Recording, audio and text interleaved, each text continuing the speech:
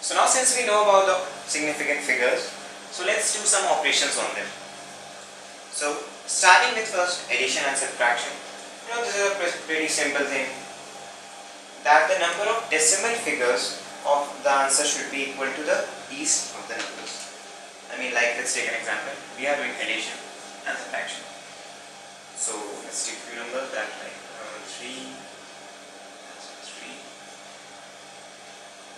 1, 4.4 and then 81.23. So let's suppose we have to add them. Okay, so now after adding, what we get is 5, 3, 6, 5, 9, 3.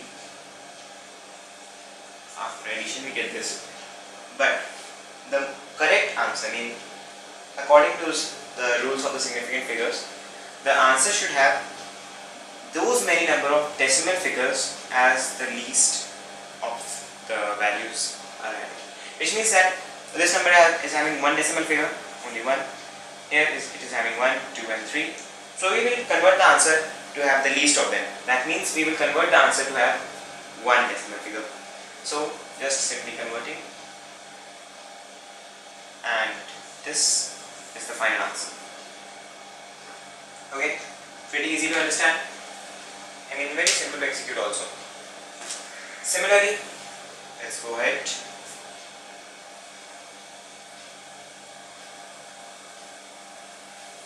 So now addition and subtraction is done. Let's go ahead with division and multiplication. So now I am doing so.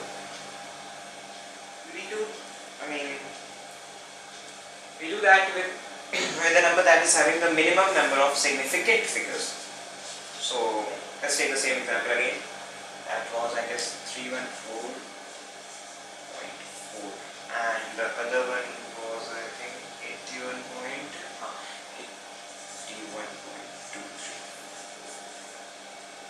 So now to multiply, the multiplication sign is here. We will convert our answer into the number that is having the least number of significant digits. This one is having 1, 2, 3, 4. This one is having 1, 2, 3, 4, 5. So we will convert our answer into 4 significant digits. And we all know how to do that. We all know what are significant digits and what are the things. So we have done this. Yeah. So let's just proceed further to how to just convert. Okay. So convert, we will start dropping from the last digit. Okay. We will do not like that only drop the thing. We will round it. Most of you must be aware, would be knowing the fact of how to round. But once again, let's just revise. If the last digit, it's the number here, 1, 2.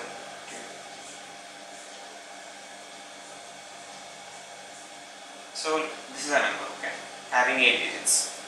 4 before the decimal point and 4 after the decimal point. Okay. So now we have to drop the last digit. This digit. Okay. So if that digit is more than 5, this thing is more than 5. So we do this. If this is more than 5, we will definitely, we are going to drop this only. But after dropping, at the same time, we will take this number and put +1. Okay.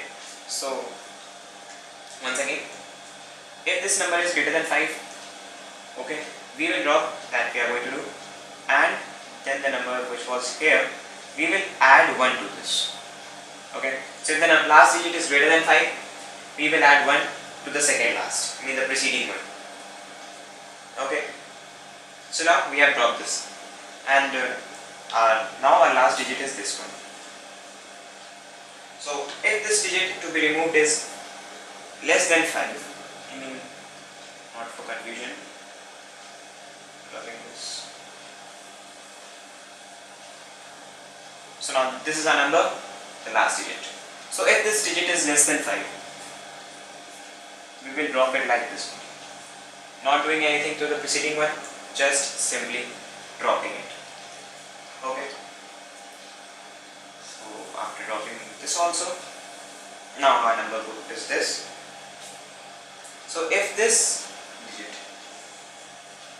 if the last digit is equal to 5, okay, we have studied the cases for greater than 5 and less than 5. Now if it is equal to 5, definitely we will drop, but we will check for this, the preceding one.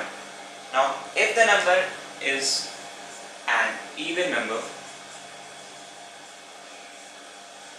we are going to leave it. We are not going to tamper with it. You will just leave the number as it is, the digit as it is. Okay. The digit will suit you.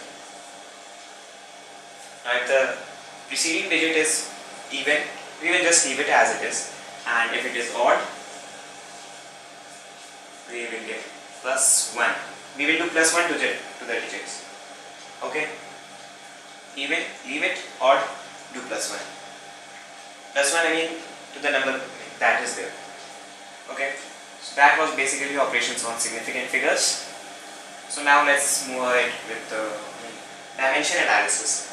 Okay, often we do operations on values, but these are there we should also do similar type of calculation. Like, if we multiply centimeter and millimeter, we can't simply just take them and multiply. We need to convert one into another. You can't take a centimeter and multiply with a millimeter. That's not the correct thing, the correct way to do it. So this is done with the help of unit factor. The correct way to do is like unit factor, converting one to another. So we all know that the unit factor of centimeter to 1 millimeter. We all know the unit factor, 1 centimeter equal to 10 mm. So with the help of this, the unit factor, we will convert. So now if we are converting 5 centimeter to millimeter, we will write 5 centimeter as 5 centimeter 5 into, and there is a centimeter sign here, 10 mm. Okay, this is the unit factor, the U. We have just multiplied this with U. Actually, you can write the whole thing.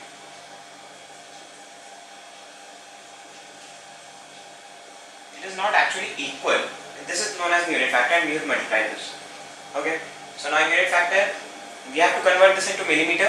So millimeter on top, and we are going from centimeter on the denominator. So that the centimeter and this one can cancel out. So after doing so, what we get is 50, and the unit goes in. So basically this is dimensional analysis and how to convert from one to another form, and that's it.